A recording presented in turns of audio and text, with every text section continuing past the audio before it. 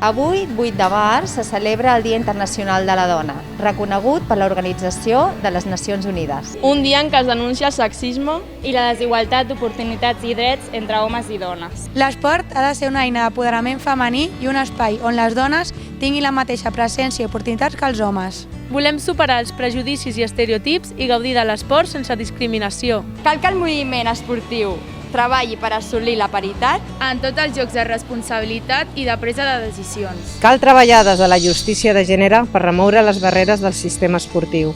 La cobertura als mitjans de comunicació ha de ser equilibrada en l'esport femení i el masculí. I ha de garantir la visibilitat de les dones. Històricament no ha estat així, però es treballa per assolir la igualtat d'oportunitats.